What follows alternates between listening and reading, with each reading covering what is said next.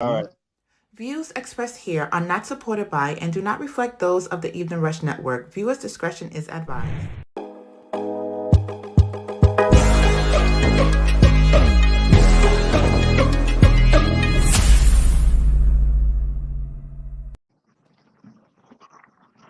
Hey, good evening. Welcome to Live by the Three Sports Podcast. I'm Chris. I'm with Tyler and Matt. We just had our first weekend of football with playoff implications for baseball and lots of juicy information for the upcoming NBA season. How you guys doing this evening? Good. How you doing? How you doing, Matt? I'm doing well, man. Doing well. Glad to be back. Yeah, how was your week? Well, I had to stay off all my Jets podcasts over. I haven't been listening to them because it's been going crazy, and I follow like every single possible like Jet follow you can have. So I got to scroll through Twitter real quick because I'm not trying to let it bring me down. We took a rough one this weekend, and so I've been trying to stay out of that world because I'm not trying to get too down about it, but.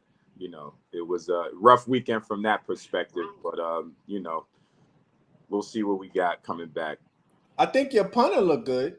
Nah, he played bad. Then they said he shanked like a 20-yarder, and then they said he was having back problems, and so he's out. Then they signed somebody off the waiver wire. We got issues everywhere, man. Quarterback issues, offensive line issues. We're struggling right now. Defense played good, but offense, whew, special teams too. What's up with you, Tyler? Just chill, just working, just my boys. We beat the Cowboys this week, so that was that was a good thing, and it's always good to see Cowboys lose.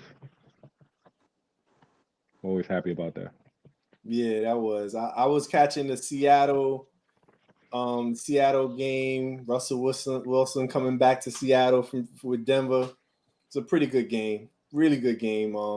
In my opinion, he didn't cost them. It was those runs at the line, those missed opportunities on the 1 yard line cost them the game. But it was a good game for the most part.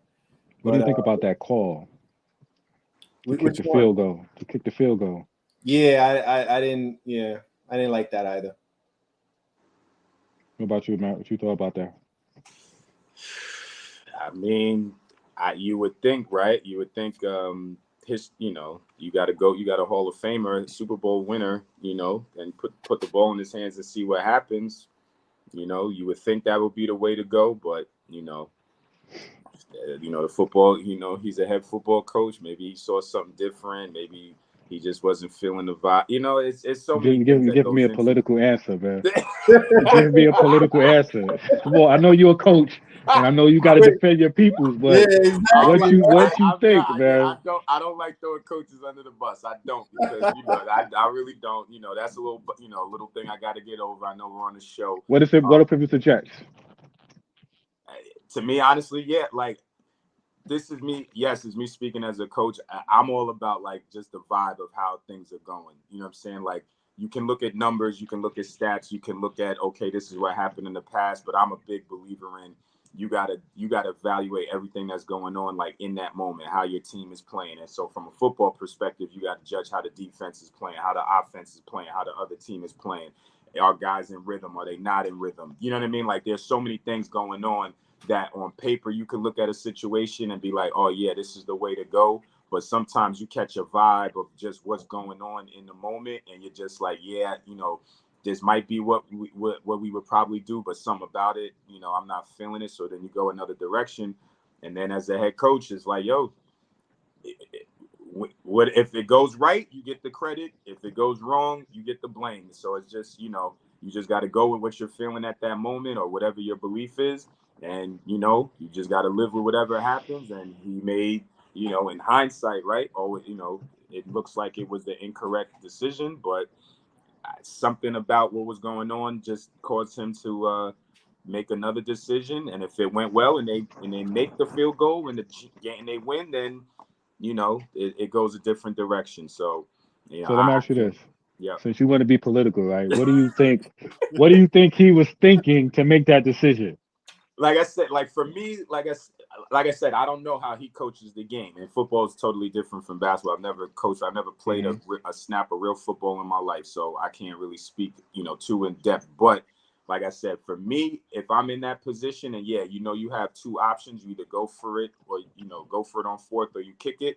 To me, I'm really just going to evaluate like what's going on with my team and the players that are involved and how the game has unfolded so far, and that so to me, something like maybe the offensive line was gas. You know what I mean? Like I don't know. Like what I'm saying. There's so many different things that could happen that you don't know. That it's hard to say. Yeah, this was what it was. So maybe like I said, maybe he got a call from the coaches down on the field like, hey, such and such. I don't know, or from the upstairs in the booth where they saw something and they're like, we don't know. And so he said, all right, we'll go with this. I thought it was interesting because you have, that's what he does. Yeah. And it's in Seattle where he's done it for years. Yep. And it's only 4th and 5, and the field goal it wasn't like a 30, 40 field goal. Right, yeah, no, it'd probably been a record. It'd been a record. Say he'd have got a record. Yeah, that's a long one. That is a long one. I will say that. Yeah, so it's not like it was 60, like it was 65. Yeah, it was something crazy like that. Yeah, so it wasn't like it was just like you know what, Russ, and then you pay him all that money. Yeah, that's part of it too. Yeah, that's part of it too. So I just thought it was just real interesting. Yeah. But that's why I feel like it had to be something. You know what I mean? It's not just you made it. Like people look at it like, oh, he made a mistake. Nah, that's not a mistake. He, what I'm saying, he guessed at something that he heard or saw or whatever from what was going on in that moment, and went with it. He was playing it safe, right? But also, to me, even though this was the first game of the season, I count it as a preseason game. They don't really play enough to have chemistry. Some teams were better than others. Yep. But this weekend, there was a lot of miscommunication, a lot of, things are going to tighten up in the next 4 weeks. So I'm going to chalk this decision to that. Mm-hmm. So we'll see how moving forward. But I don't overrate. Like a lot of people are like, oh, this team looks like they're going to. The Dallas, it's done. They're done. And I'm sitting there like, it's only one. Chris, but it's only one game for the last, 2022? For the last 30 years, it's only been one game, and it comes out to the same result. No, they made the playoffs last year. Yeah, but Dallas ain't just content with making the playoffs. I mean, maybe the Jets. Maybe the Jets. Maybe the Jets would be all right. We made the playoffs. All right, we cool. Yeah. But Dallas, they trying to win it. They built to win. Oh, they choke, man. They choke all the time. They choke. I don't have faith until Jerry Jones sells. I think he's like a curse now. Like until he sells the team or something. Like last year, they were lights out for most of the season. And I think what they lost in the first round of the playoff, like not the first round, the first game. Second round. They had the bye. Yeah. They don't. I don't. Yeah, it's like they could be real good and then go to the playoffs and just stink it up. I don't think Dak is smart enough as a quarterback. I agree. I don't know if he's smart enough to, get. I know he's talented, but I don't know if his talent will overshadow his his smarts. He don't manage the game well. Yeah, I don't know. He's a good player, but I don't know. You see, Aaron Rodgers, he looked bad out there. He's old. I mean, but he don't got no weapons. He ain't got no weapons, and he's not mobile like Aaron Rodgers used to be. He was bad. He was he is bad. One of the top. I got a question for you. So you like Tom Brady? Mm-hmm. Do you find him entertaining? No. Rodgers was entertaining, even when he was losing. Some of those passes, some of the moves, some of the stuff that he does is like magical. Okay. Yeah. But we don't see that anymore. I mean, did you see it? I didn't see it. Nah, I didn't see it. I mean, it's still early with him. He'll do a Hail Mary. He probably won't get one or two of those. No, I'm not talking that. Like the zip on the ball. Like it was like a laser beam throw where it's like do and it was zoop. It just come in and it'll be tight. How was it? How was it again? How was it the throw? I'm saying he don't have that magic on the pass anymore. I'm not seeing like even if the wide receivers don't catch it, it just don't look good. Mm-hmm. He don't look good. Yeah. Yeah, I mean, He looked like he needed the COVID shot. There you go.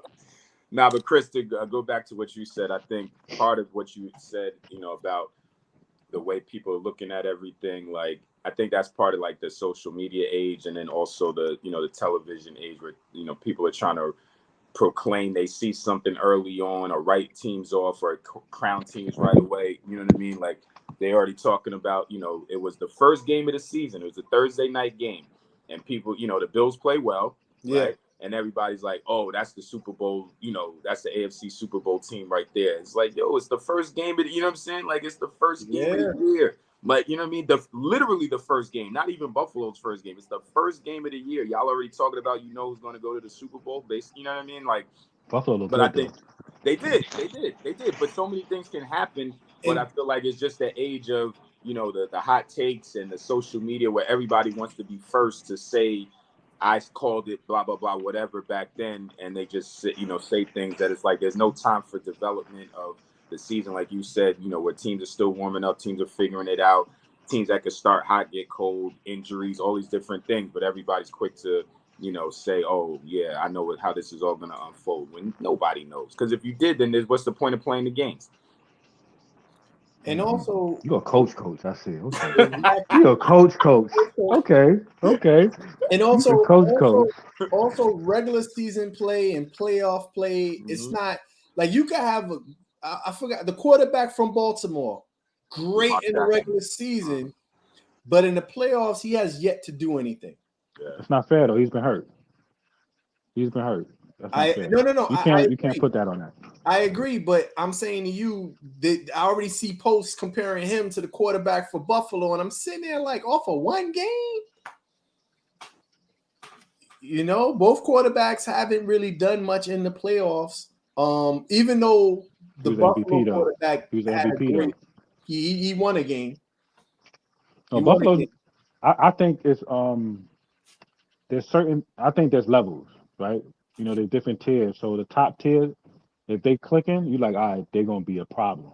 Yeah. Based off of how. So that's why I think you can say, all right, well, if they did well last year and they come out the gate doing well this year, first, second game, they're gonna be good. Gonna be good. So I think it just depends on the type of team. So like the Giants play well. Ain't nobody saying the Giants gonna like make the playoffs though. Like that. They just had a good game. Right. You know what I'm saying? So I just think it's just levels, based off of the team, because who's going to be good, who ain't going to be good. It might be like 4 to 6 teams each year. I'm gonna tell you this though: if the Giants stay running the ball and their defense look good, if their defense stays good, they can make the playoffs. All right, can we get into the topic of the week?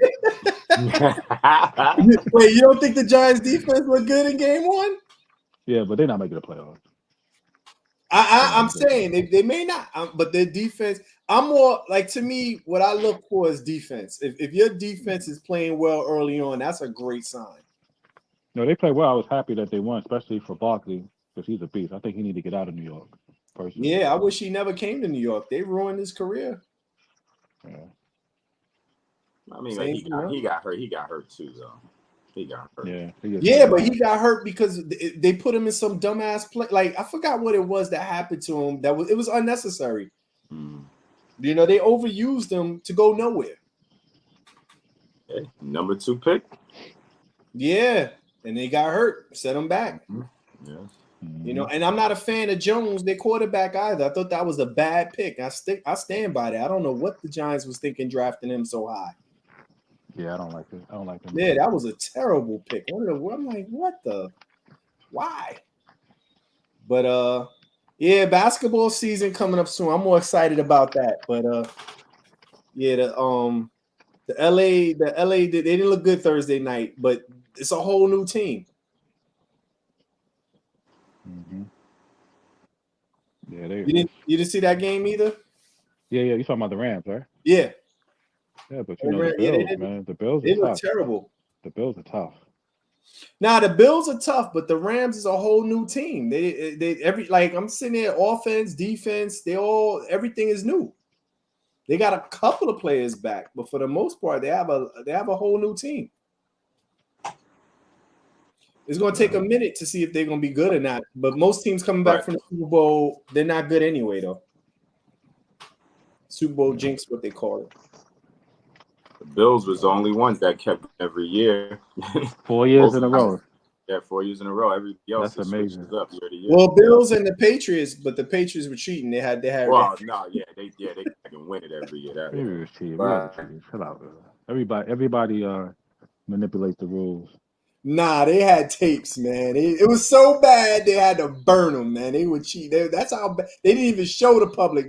They cremated those tapes. That's how bad it was. They were cheating something awful. We'll never know. Never know. We will never know. To the grave. Huh? No, I said to the grave. To the grave. So, Coach, man, how's preseason going for you? How's it going with the team? So far, so good. We're 3 weeks into our preseason. So we're getting there. Had a good day today of conditioning. Guys were into it. We switched up the playlist a little bit. Usually we go with their hip hop. We actually switched it all up, and we were playing some R&B, some other stuff, and it switched up the vibe in a good way. It was they were into it.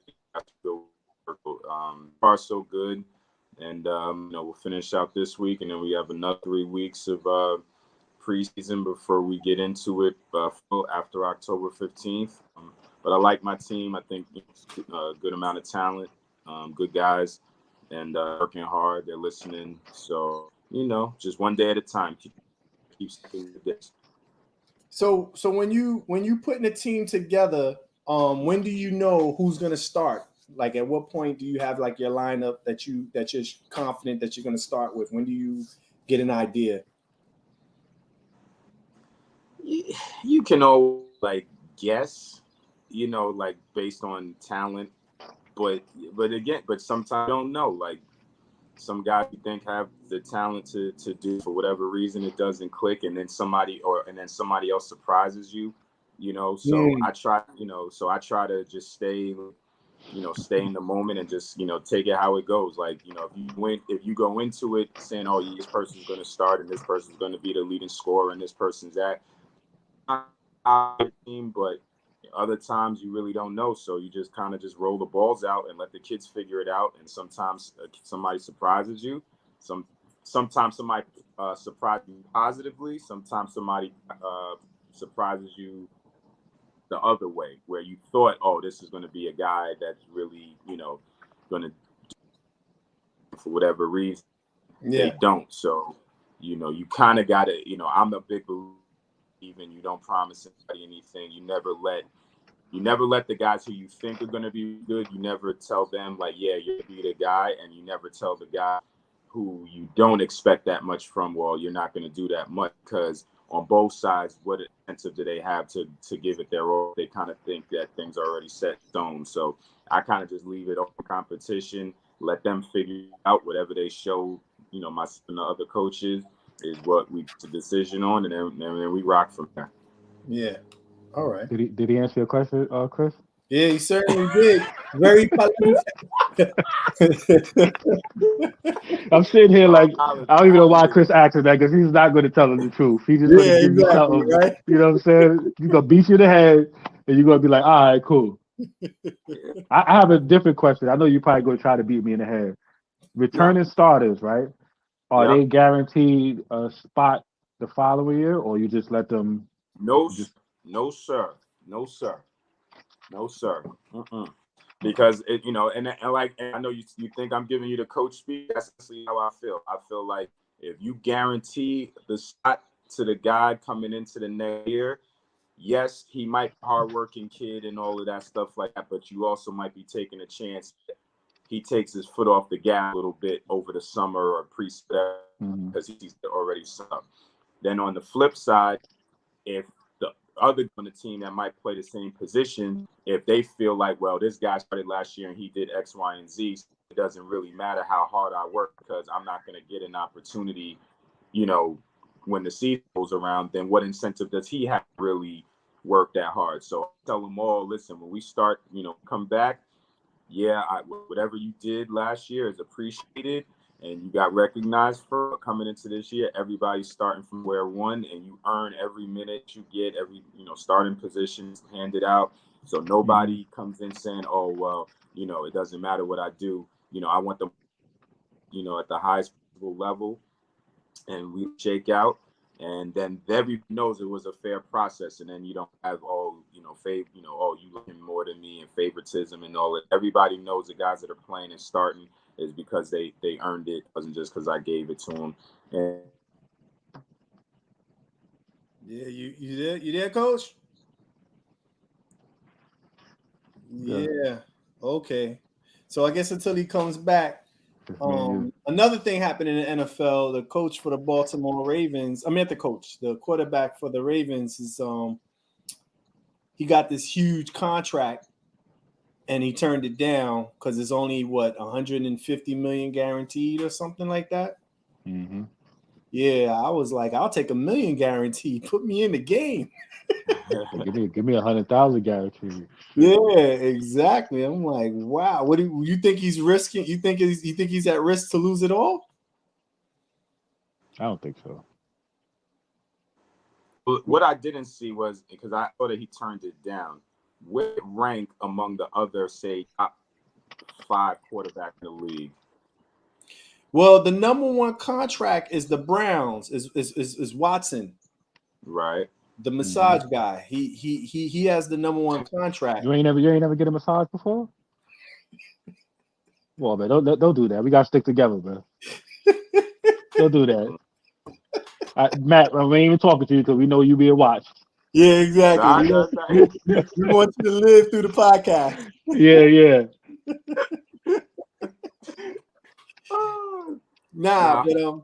But I think he was wilding though. He was wilding. Yeah, he was wilding. Yeah, but he got the number one contract. Listen, I was mad when the didn't sign him at first. That's the draft and all that. I wanted when it was available, talking about trading him, I wanted him really bad, but it was before everything came out. That's usually that we would. I'm actually glad he dodged that bullet, and we knew something was up, and that's why we backed off, because it was big of him going to the Jets. Like that was heavy for a little while. And I was all on. I was like, yes, do that. And it didn't work out. Don't know, like I said, if the Jets on or something or whatever, and that I don't know, but we dodged that bullet, that's for sure. Yeah, but I guess to me, man, he's 150 million guaranteed, and you could turn that down. So imagine how much you're gonna get. Huh? Imagine how much you're gonna get. Yeah. But also, I'm wondering if it's going to be a problem, because it's going to be a domino effect when all these quarterbacks come for their time to get paid, and you have all these super contracts. Well, don't forget he's getting $20 million this year. So it's not like he ain't making no type of money. So he's gonna get what he need to get. I think he's gonna be okay. And I think the salary cap is going up again because TV contract is increasing. So I think, even though he wanted a new contract now, he actually, if he waits, he might be able to get a little bit more, because salary cap, I think, is going up after the season. Okay. Because obviously he's taking a risk with injuries and all of that, but he could probably use a more, assuming everything goes, the right way. Because in the NBA, we had Victor Oladipo that he missed out on his big super contract playing hardball. Tyler, you was talking about Ricky Schroeder. Yeah, oh man, he turned down $60 million between him and Sprewell. Sprewell was retarded. I don't even understand why he did that. That was wild. You can't feed his family with $21 million. I don't know what kind of family you got. Wow. Yeah. Yeah, that was wild.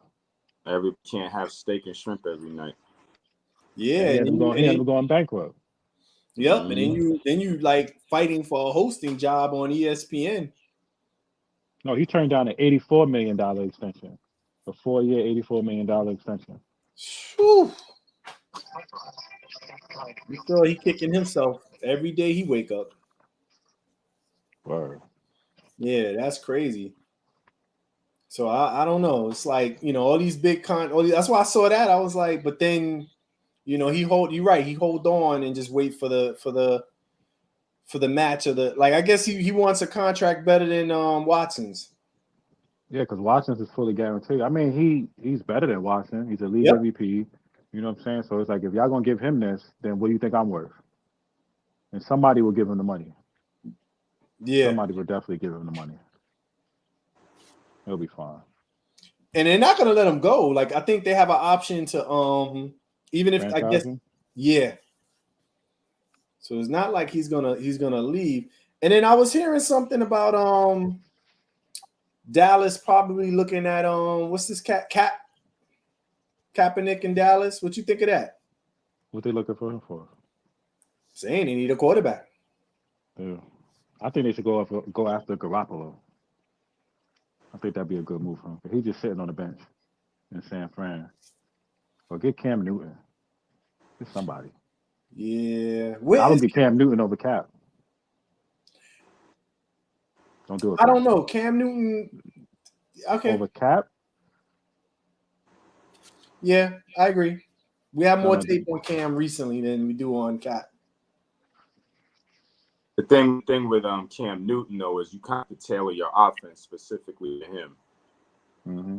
You know what I mean? Like, you can't just say, all right, going to treat him like a normal drop quarterback. And if you don't run a system with those run play options and, you know what I mean, like that stuff, like it's almost like you have to change your whole offense if you bring him in, So, like him as a backup or whatever position you if your one goes down and then you put him in, it's, it may be a square peg hole type of situation. Yeah. Who's their quarterback? Who's their quarterback now? Who's the quarterback? I don't know. I'm trying to see now. Oh, but it's interesting. This is gonna be an interesting football year from how we start Cooper Rush to how we finish. Cooper, who's that? I don't know. Cooper Rush. Who is that? I don't even know who that is. He's been in the league 5 years. Yeah, he's gonna be pulling a lot of handoffs. Who they got next? They got the Bengals next too. You saw that game? The Bengals and the Steelers? Yeah, that was a game. That was a good game. That was a good game. Yes, it was. That was a tough game. I thought the Bengals were good. It's funny. People are so fickle. Like, the Bengals in the first half they were getting beat. Oh, the Bengals, they're not that good. They're not. And then next thing you know, the game's going to overtime. I'm laughing. People on the internet they react so quick to things. Mm-hmm. It's like doom or gloom.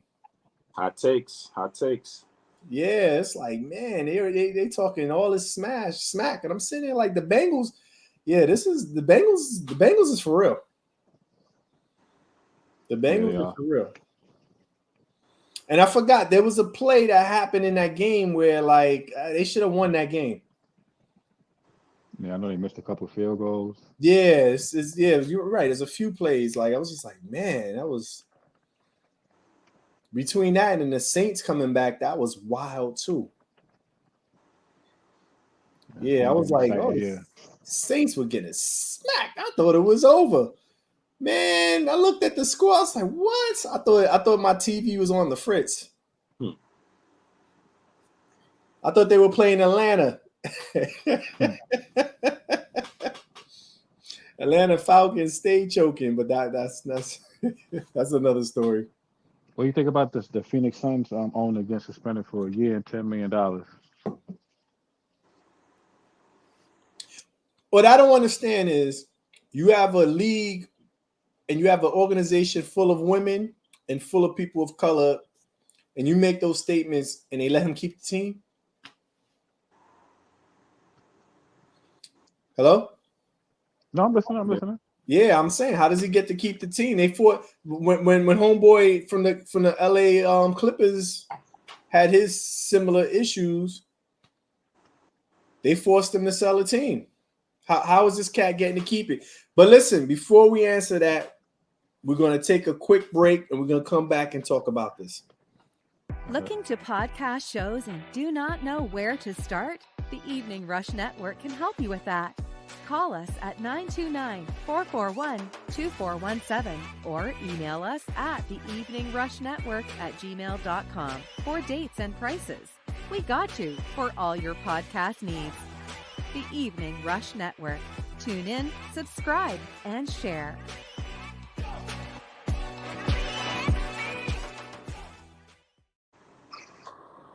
Hey, welcome back to the Live by the Three Sports Podcast. Tyler, we were talking about the racism with the Phoenix organization, and they suspended and fined him $10 million, the owner. Tyler, what's your thoughts on that?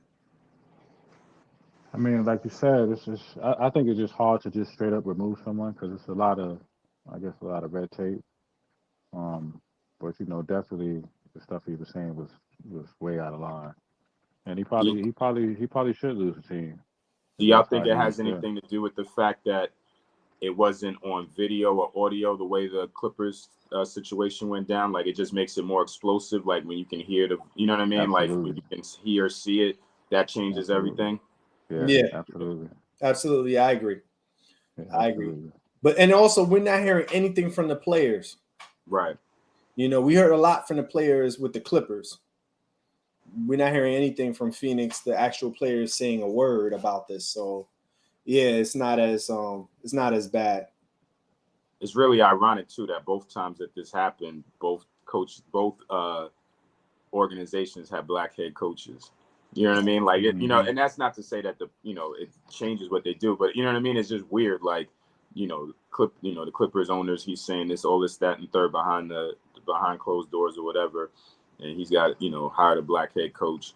And then you have, the Suns organization, he's saying all these other things, and then they have a black head coach. And I'm not saying it from the perspective of he's not a racist. I'm saying it from the perspective of, okay, you're seeing, these black men in positions of leadership and authority, and they're doing a good job. So they should be dispelling some of these preconceived notions and thoughts that you have about black people and showing you like, no, they're just as capable and talented and can be leaders just like anybody else, and you still don't get it. You know what I mean? Like that's the weird thing to me, but hey, it is what it is. So listen, both the NFL and the NBA is looking to expand from what I was reading.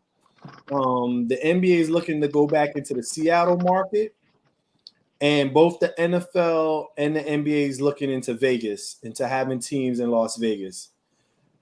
I think the NFL may just relocate a team. I'm not so sure if they're going to expand, but the NBA is definitely going to expand into Seattle, and I don't think they're moving a team, and they're definitely going to expand into Vegas. What's your thoughts I think, does it become more watered down to have more teams? Does it take away from the level of competition? What's your take, Matt? It can, right? Because you're spreading the players out, a little bit more, but yeah, it's on the surface, yes. But it could be it's more opportunities but then you can look at it from the other perspective. It's more opportunity for guys who are pushed down a little bit more, that guys that we look at and say, oh, they could, if they had more opportunity, they could be a really good player, but because of the numbers that they're not, it might, it could surprise you, superstar wise. Yeah, are there enough superstars to go around for more teams in the NBA? Probably not, but but maybe that's a good, I don't know. Like, the way the NBA is set up now with guys, lumping together, I think it's more so a cultural thing in the NBA, where now these guys want to play with each other and load up and make super teams. If it was kind of, we always, say, oh, back in the day, but it's true. If all the superstars say, okay, there's more teams now, so now I'm going to spread out, and if I'm a superstar, and I'm gonna go. Yeah, I want to be that guy in Vegas, and I'm gonna, go out there and maybe I bring some role players with me, and then we're gonna be good enough to win a championship. If guys' attitudes were like that, maybe it wouldn't be different. But with the current culture where everybody wants to kind of gang up, then yeah, it'll probably make it worse because now you're only gonna have a few teams that have all the good players, and then now the rest of the teams are gonna be spread out with guys who aren't as good, and so yeah, it can make it more top heavy, but it's What's your take, Tyler? I don't know. I guess it depends on who's drafted, who goes on the team. I think with expansion team, it takes a little while for them to really like develop. Yeah. So in the immediate, it'll be a little tough. I mean, I like the expansion team because it create jobs, for people, for the community. It allows people to be in environments where they can become a star, where they're not overshadowed by, certain players. So it just depends. It's always good, because you gotta look at it. That's another 12 to 15 players, Yeah. and as many basketball players they are in the world. I'm pretty sure, I don't think it'll be watered down because, they'll work it, it's still basketball. If you can even if you can make it to that level, you still know how to play. See, my thing is when you get to that level, everybody focuses on the players. And what's good, Rails? My thing is these organizations, they're people who running them are terrible. Like if you're gonna bring a new organization in and you can have an owner and put together a good ownership team where you can manage players and create a situation where you're developing players and create some kind of success for later on, then yes, it's great. But for the most part, these owners, sometimes I'm like, it's a hobby for them. They're not really good at picking a coach that matters, or they pick a recycled coach that just gives you stuff that we've already seen, which is nothing. I don't want to see another Stan Van Gundy coaching team. We've seen that already. I don't want to see. So if they're gonna do this, I want to see a new up and coming coach. I want to see them manage and be competitive, and you can still lose, but at least have a well-oiled machine where you're losing, but you can see the team growing.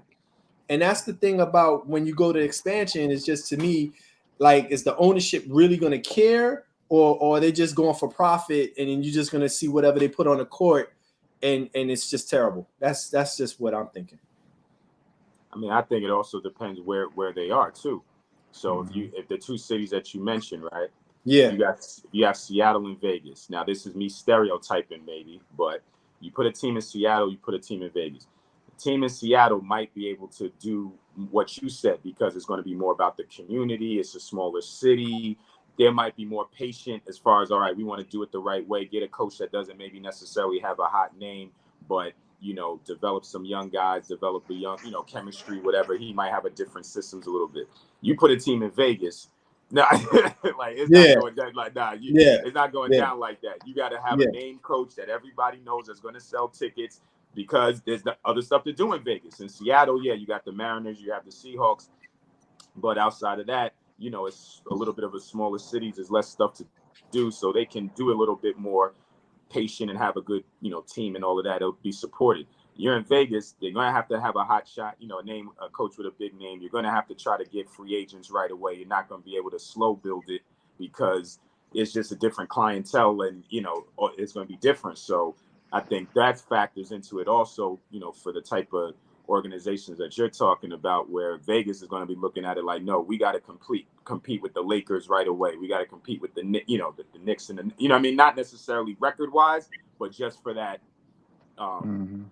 status and right. You know what I mean? Everything that comes with it, they're going to have to, it'll be different. They ain't going to let them fail. Right. Yeah. Oh, no, not in Vegas. No. That's all about money. That's all about money. No question. See, it's so weird to me too. Sorry to interrupt you, Chris. Like, now you watch Inside the NBA and they're talking about, this gambling site and all of this stuff like that. It's just so weird. You know what I mean? Like, it's so mainstream now, and you know how they talk about it. And like they're saying, yeah, I'm picking such and such, and I got this much money on the game, and you know they're not involved in it like that. But it's just really weird to see that whole dynamic come into sports now with the gambling. But it's big money, and like you said, a place in like Vegas that just heightens it. And yeah, it's gonna be they can't let them fail for sure. But see, I look at Vegas like kind of like the Brooklyn Nets. When the Brooklyn Nets went from Jersey to Brooklyn, and they had to compete with Emma, you know, you got the Knicks, and they were competing, and they did pretty good. They have been they've been competitive and putting good teams out there since they went to Brooklyn. But the problem is they keep doing it the same way. They build it.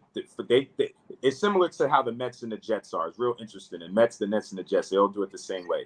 They get like young talent, and they build it up, and they start to look competitive. And then they say, all right, we got to get rid of all these guys and trade them and get these superstars. You know what I mean? They did it. The Nets did it. They did it the first time. They had a nice solid nucleus, and they got rid of everybody to bring in KG and Paul Pierce and all of that. Yeah, I didn't understand that one. For you know, they got rid of their whole future to bring those guys in. It doesn't work. Then they say, okay, now we're going to build it the right way. They do it again. They get a nice little nucleus. They're winning with Kenny Atkinson. That they don't have a superstar yet, but they have a nice nucleus and a good thing going. We got to scrap it to bring it now. If you get Kevin Durant, and I get that part of it, but it's like they're always chasing that back page. They're always chasing their headlines. They're always trying to keep up instead of just being content with what, let's just do it this way. And that's they keep doing it over and over again. Let me ask you this: imagine an expansion team in New York, like instead of the Knicks being they play like an expansion team, but imagine if you have a startup team in New York, how would that be?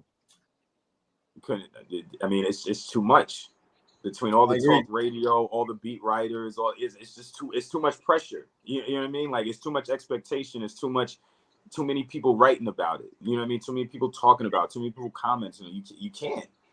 You can't. I mean, now, I don't think so.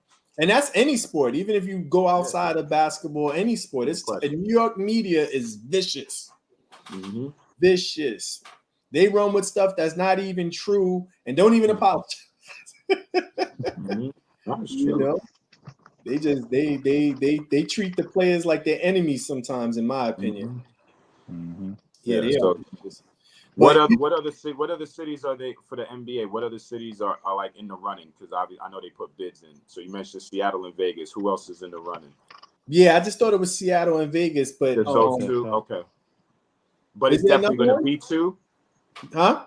Is it definitely going to be just two, or is it like possibly more? Yeah, it's just two. Now.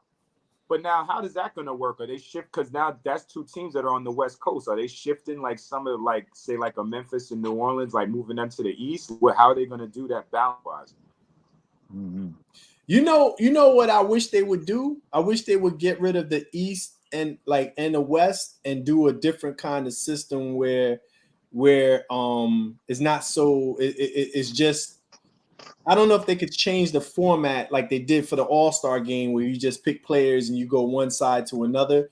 I just wonder if they could redo the leagues, redo the conferences to take away that kind of East versus West thing. No, that's a good thing. They say that either Memphis or Minnesota, because they're the closest Eastern teams, they might switch to the East. Oh, for them too. Okay. Yeah, they might. Yeah, but yeah, you're right though, because the East and West is this is the best it's been in my lifetime, where you got good teams on both sides. For the longest, it was always the West Coast teams that were better than the East Coast teams. Hello? Yeah, I'm here. Like the East was physical defense wise, but the West was always more offensive. Like, so I just thought it was better, but that's just my take. Do y'all think it's the different coasts have styles now, or you think that's over with? The what? I think The so. different coasts. To an extent, yeah, I think so. Yeah. So, well, we're coming up on another weekend of football. Any games you looking forward to? Yeah, I'm hoping my boys get in. That's it. Let me see who plays this week. I don't get vested into football to after like week 4, week 5. First, like Who's I your said, team again, Chris? I ain't got no team. I just root for. Right now, I just like watching football. So y'all play Cleveland. Yeah. Y'all probably gonna get destroyed. We're playing against a backup. Well, y'all probably gonna get destroyed. Their defense is good. Yeah, the defense is good. Miami and Baltimore, that's probably gonna be a good game. Oh, that's another one. Miami owns the Patriots. I don't care who they have on that team. Every year, the Patriots go into Miami, and for the most part, they get beat in Miami. I don't know why. It don't matter. I don't understand what's the point of you saying that, but okay. Yeah, I'm just saying Miami always beats the Patriots. The Patriots got smacked this weekend, right? Okay. All right. Okay. Do you understand what that was about, Matt? It just came out of nowhere. Yeah, I do. Yeah, I know. I know. You know what? I know what it was because he watched the game and they put something on there saying that they won the last 4 games. Like the quarterback was the only quarterback to beat them 4 times in a row. That's where that came from. Okay. All right. Nah, Miami just got the Patriots number, man. They don't have the Patriots number. They do. I'm telling you, look at their record going into Miami. They don't have a good record against Miami. Brady, no Brady, it don't matter. It's the weather. I'm looking too much. It's 60 to 54. Miami up, right? Yeah. That's what I'm saying. Tom Brady is 24-12 against them. Not in Miami. Wait, in the stadium? In Miami. I'm not talking in like going to Foxborough. Yeah, that's different. But in Miami, it's tough for them to win in Miami. It probably goes both ways, though.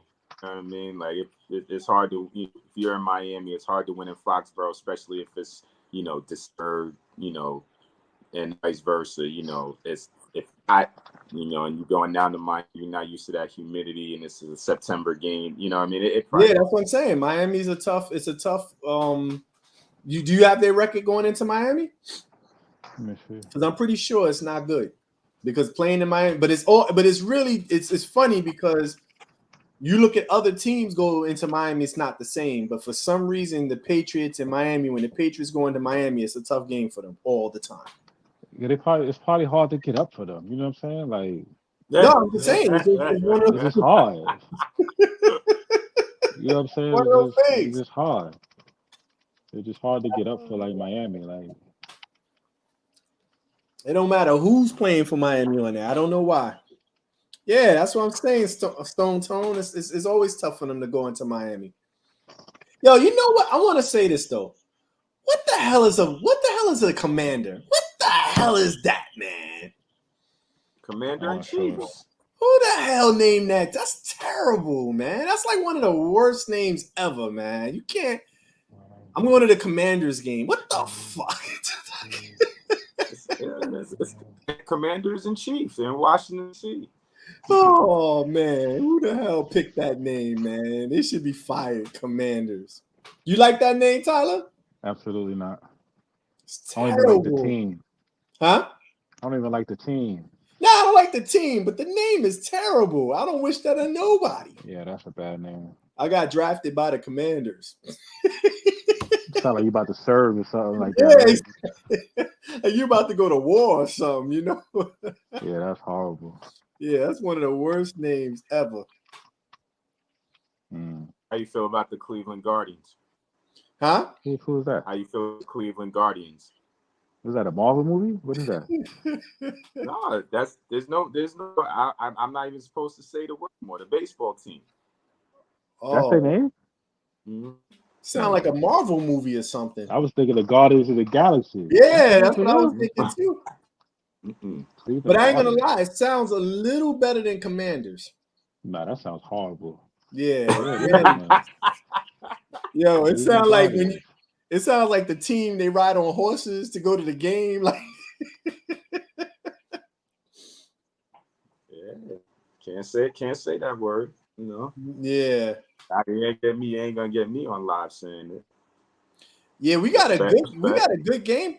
We got a good game coming up on Thursday with the Chargers and the Chiefs.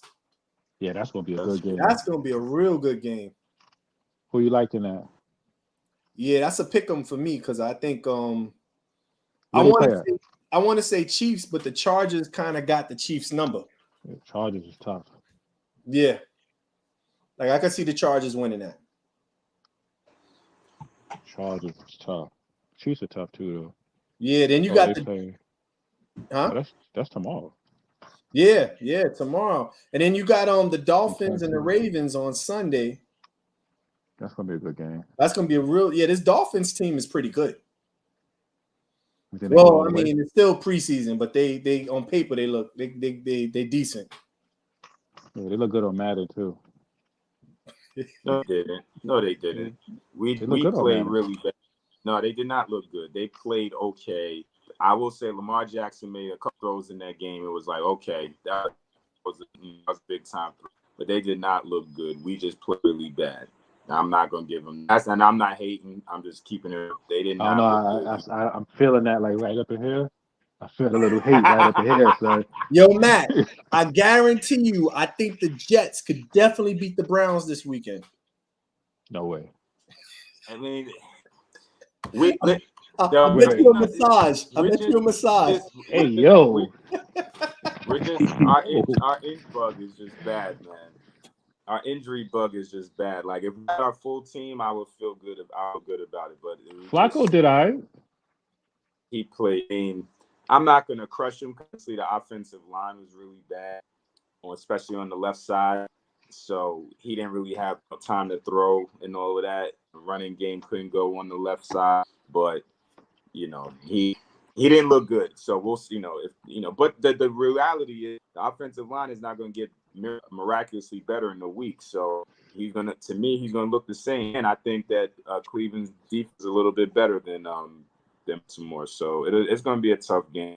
But Who Tampa Bay play with the Jets. What's that? Who Tampa Bay play? The Saints. Okay, that'll be a good game. It's a good game. That's gonna be. Where's it gonna be? Where's that at? Because if it's in New Orleans, it's in that's New gonna Orleans. be. Yeah. But they don't got Drew Brees, so it's a different. It's a different feel. Nah, I don't. Jameis. Jameis is good, but it's levels, man. It's levels. He's playing against his old team. You know what I'm saying? I want them to get busy because I want to see them do their dance at the end. You know what I'm saying? In the locker room. So I want them to get busy, but yeah.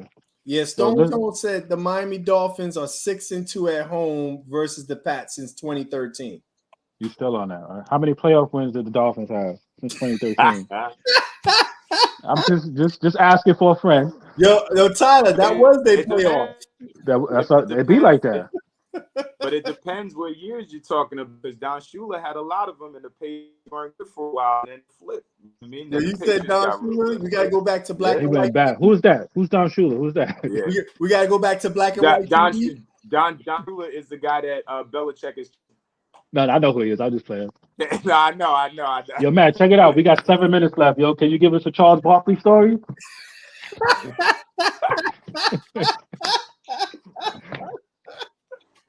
Charles Barkley. I met him a few years ago. Took a picture, and that was pretty good.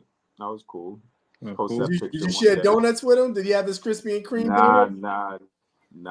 You got his autograph? Actually, it was funny. He was eating at a restaurant, and I saw him. Well, somebody he was there, and I went out there, and we didn't eat together, but I came by. What's up? I told him to stop going on inside the NBA and saying that Tim Duncan was the best football time. Cut that out, saying that. Laugh. You there trying to tell him how to do his job? I swear to God, I told him that. I swear to God, I said, come on, man. Stop telling people that Tim was better than you. That's not true, man. Stop saying that. He just laughed. He laughed. You really don't think Tim Duncan could do nothing with him, man? It's Here we go again. Tim Duncan was a great player. He's a great player. I'm not Yeah. slighting him at all. I just don't. I think he's a center. That's my personal opinion. But if he played power forward, which he can, then what would you think? Barkley's numbers would be better. Hmm. Tim Duncan could, because Tim Duncan could never. Barkley wasn't a great defensive player, and honestly, Duncan had height and size over him, but he couldn't score as many points as Charles Barkley could. Tim Duncan could not guard Charles Barkley at all, and when you can't guard Charles Barkley, he's going for 30, 35 on you, maybe more, 50s, if it's going. Tim Duncan going to get his 25 regardless. That's what do. He's going to give you 25. Charles got it wrong. You're getting 40.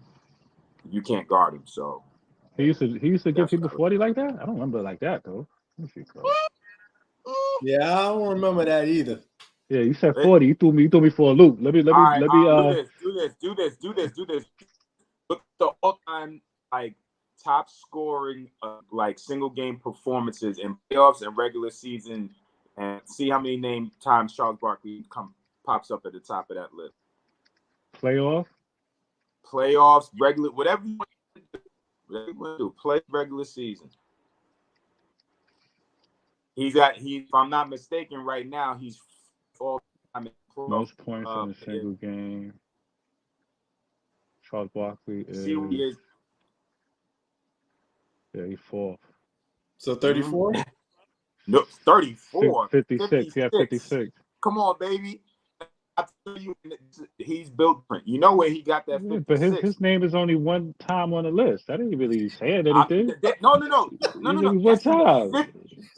That's in the 50s. No, it goes from 60. It goes to 63 to the 50s.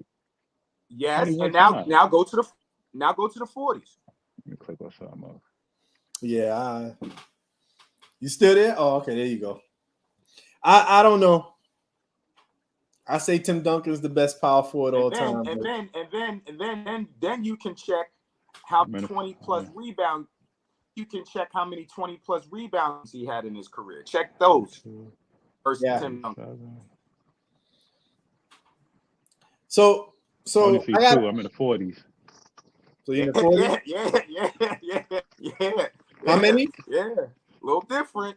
How many you got? I only got two. 67 and 47 or something like 53 and 47 or something like that. Mm-hmm. He got 44 90-93 Western Conference Finals against against Shone Kemp too. Gave him 44 and 25 in game 7. 44 and 25. Better not I know you better not tell your wife yo, I don't remember this. Nah, I don't remember that. You remember that shit? Yeah, right. I know you can't be like, nah, I don't remember doing that. You're 93 against the Lakers. You did this, and that. Yeah. You remember what he averaged in 1992, and you don't remember what to go get from the grocery store?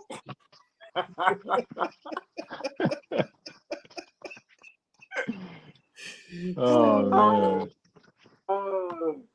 Tyler, what's the most points you ever had in the game? I don't know, man. Maybe 30 something. I don't know. Not that much. But we gonna keep. It's not about me. It's about Barkley. We have to. We got a bit of left. We have to have Barkley. We had Barkley. We need to know. We had Barkley. I was good. You know, you pushed that button. I was good. No, I mean, listen. We need to finish the show with at least 2 minutes of Barkley. Every show. Nah. We're not gonna do that. 2 minutes of Barkley, man. We'll save it for another. We'll save it for another episode. So Matt, about how Matt, you have 2 daughters. So if you had a son, you gonna name him Charles? Oh no, absolutely not. I ain't that crazy. Nah. First of all, that ain't happening. I'm done. No. I know. I said if you were to have a boy, hypothetically, would you have named him Charles? Huh? Nah. Charlie? I'm 40 years old. That's it's over. That fandom is over. My man, when I was young, I'm good now. He dancing around the question. He was like, "Yep, Nah, I said ready," and then no. he had a daughter. I said no. I said no. That's why they both of them start with C though, but that has nothing to do. That's just a coincidence. Right. Right. That's a coincidence. Well, anyway, fellas, we at the end of the show. Great conversation. We like to thank everyone for tuning in. We see you 10 o'clock next Wednesday. Have a good week and enjoy the games this weekend. Good night.